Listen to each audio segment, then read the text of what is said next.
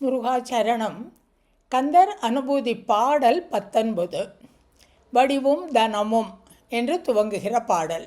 வடிவும் தனமும் மனமும் குணமும் குடியும் குலமும் குடிபோகியவாம் அடி அந்தம் இலா அயில்வேல் அரசே மிடி என்று ஒரு பாவி வெளிப்படினே. இந்த பாடலில் சொல்கிறார், மிடி வந்ததுன்னா, மிடினா வறுமை.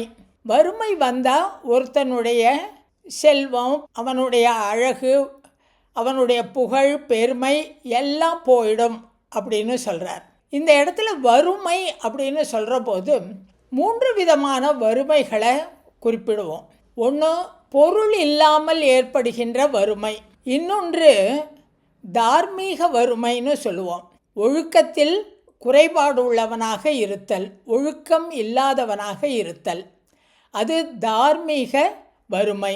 3வது ஆன்மீக வறுமை. அது முற்றிலும் அறியாமையை கொண்டது. முழுவதுமாக அறியாமையில் மூழ்கி இருப்பதைத்தான் ஆன்மீக வறுமை அப்படின்னு சொல்கிறார். இந்த பாடலில் இந்த 3 விதமான வறுமைகளிலும் என்ன கஷ்டங்கள் வருது அப்படின்னு முருகன்ட்ட சொல்கிறார்.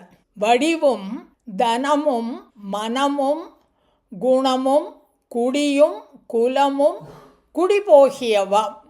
குடிபோகியவானா நிலை குலைஞ்சு போகிறது, இதெல்லாம் அழிந்து போய்விடுகிறது. என்னென்ன வடிவு, ஒருத்தன் பார்க்கறதுக்கு அழகாக இருக்கான், அந்த அழகு குறைஞ்சு விடுறது வறுமை. இது பொருள் இல்லாத வறுமையை குறிக்கும். சரியாக சாப்பிட முடியாது, ரொம்ப கஷ்டத்தில் இருப்பான், அதனால் அவனுடைய அழகு வடிவம் குலைஞ்சு போகும். தனமும் மனமும் குணமும், இது 3ம் ஒழுக்கம் இல்லாததுனால, ஒழுக்கம் இல்லாத தார்மீக வறுமையினால் ஏற்படக்கூடியது. ஒழுக்கம் இல்லைன்னா இந்த பணத்தை கண்டபடி செலவழிப்போம். பெண்களின் மீது, மற்ற தன்னுடைய ஆசைகளை நிறைவேற்றி கொள்வதற்காக இதுக்கெல்லாம் நம்ம அந்த பணத்தை பயன்படுத்துவோம். அதில் அந்த பணம் செலவழிஞ்சு போகும். அதனால் ஒழுக்க வறுமை இருந்ததுன்னா, தார்மீக வறுமை இருந்ததுன்னா தனம் போகும். மனம் குணம் கெடுதலாகிடும் இல்லையா?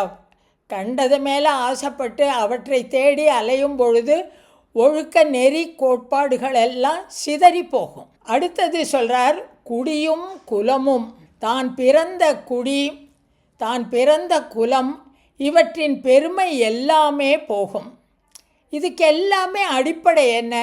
அறியாமை. அதனால தான் சொல்கிறார், மிடி என்று ஒரு பாவி வெளிப்படினே அப்படிங்கிறார். மிடினா வறுமை. அந்த வறுமை என்கிற பாவ செயலானது வெளிப்படுகிறது அப்படிங்கிறார். ஒருத்தன் உள்ளதான் இருக்குது இது எல்லாமே.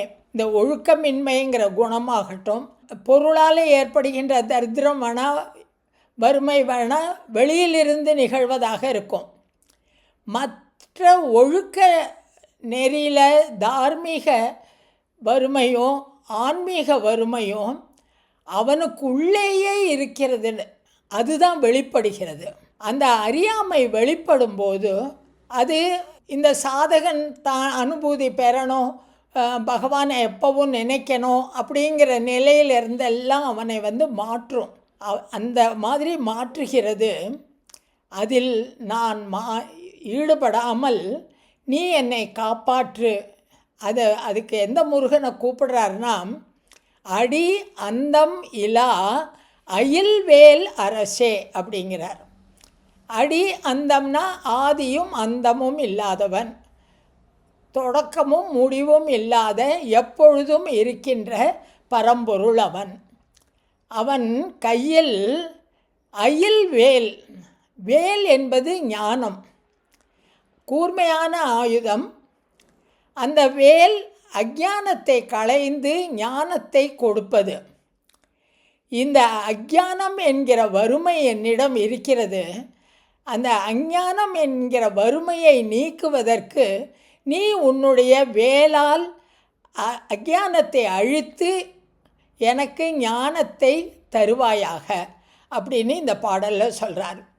வடிவும் தனமும் ஒருவனுடைய வடிவமும் அவனுடைய செல்வமும் அவனுடைய மனம் குணம் குடி அவன் பிறந்த குலம் இவையெல்லாம் குடிபோகியவா தாறுமாறாக நிலை குலைந்து போகிறது.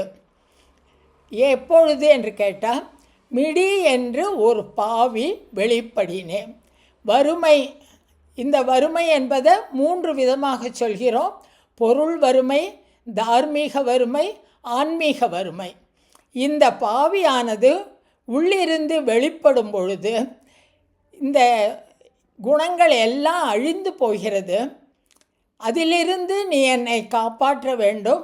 ஏனென்றால் நீ கையில் அஞ்ஞானத்தை அழித்து ஞானத்தை கொடுக்கின்ற வேலை கொண்டவன், அயில்வேல் அரசே அப்படின்னு இந்த பாடலில் சொல்கிறார். முருகாச்சரணம்.